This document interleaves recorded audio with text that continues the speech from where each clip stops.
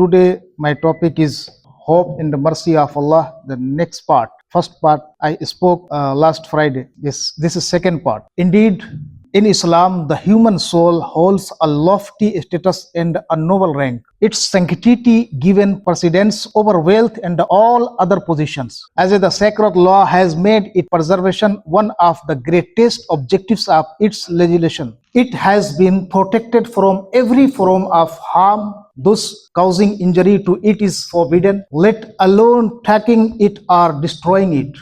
How could it be otherwise when Allah has surrounded it with His care?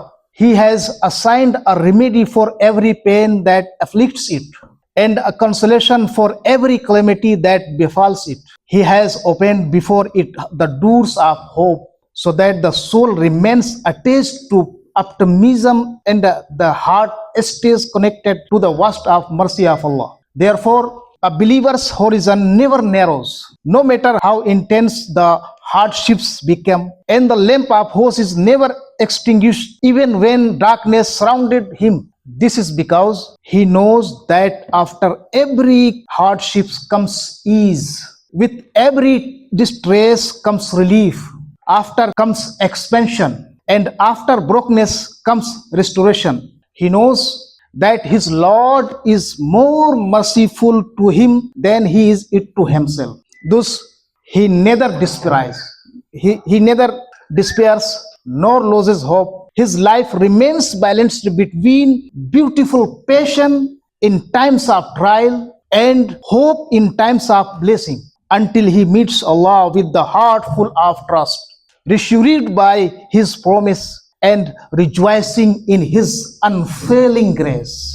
Now we'll present some statements of experts in psychological and sociological perspectives on this subject, about which our religious teachings had already provided clear guidance long ago. Instilling a spirit of certainty in hearts, a profound and demanding task, where divine values and social theories work together to protect individuals from negative thoughts and safeguard society from psychological collapse.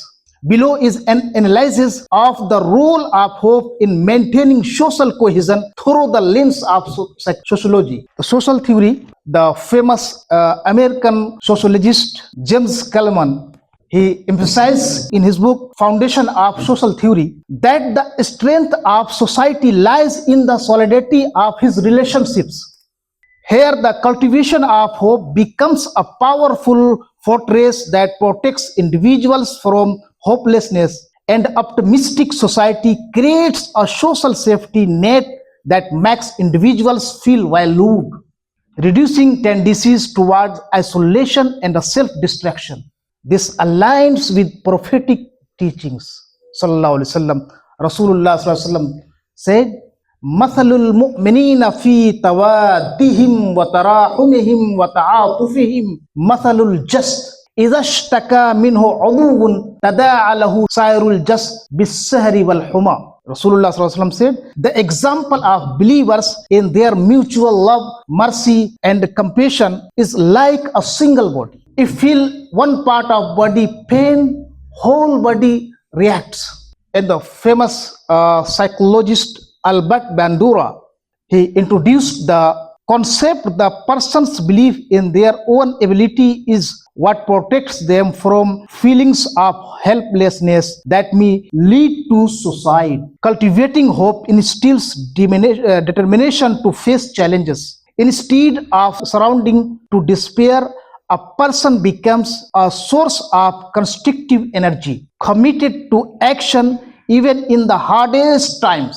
This is the same as expressed in the prophetic saying, Qala Rasulullah sallallahu alaihi wasallam. Rasulullah sallallahu alaihi wasallam said, "In qamatis sa'a wa fi yadi ahadakum fashila fa in istata'a alla taqum hatta yaghrusaha falyaghrusaha." Rasulullah sallallahu alaihi wasallam said, if the day of judgment begins while one of you has a sapling in his hand, let him plant it if he can. And the next thing, organic solidity. The French sociological expert Emile Durkheim. Emile Durkheim explains is in the division of labor in society that social integration protects individuals from alienation, which can lead to hopelessness. The cultivation of hope acts a binding force that makes each individual feel the importance of their role within the larger society. Optimism about a shared future eliminates seeds of individual despair and reveals values of cooperation and unity. This reflects the Quranic guidance. Same. قال الله تبارك وتعالى, Allah says in Quran, وَتَعَاوَنُوا عَلَى الْبِرِّ وَالتَّقْوَى وَلَا تَعَاوَنُوا عَلَى الْإِثْمِ وَالْعُدْوَانِ, and cooperate in righteousness and piety, and do not cooperate in sin and aggression. And a strange theory of defense, the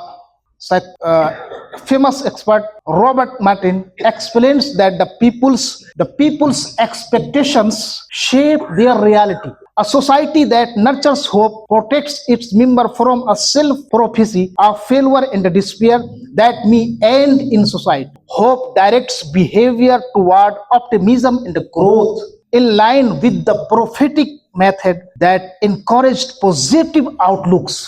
As the Prophet ﷺ said, Bashiru wala tunaffiru, yassiru wala tuassiru. Give glad tidings and do not drive people away.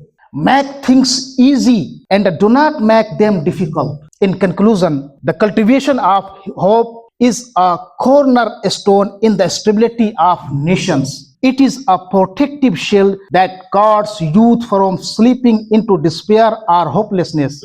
Sociological insights and the prophetic guidance converge on the truth that a secure society is one that replaces hopelessness with action and allows certainty. Hope remains an ever-burning light in every heart, preserving lives and building a thriving future. Allah give us ability to act these teachings. Barakallahu lana wa lakum fil Qur'anil azim wa nafa'ana wa iyyakum bil ayati wa dhikril hakim.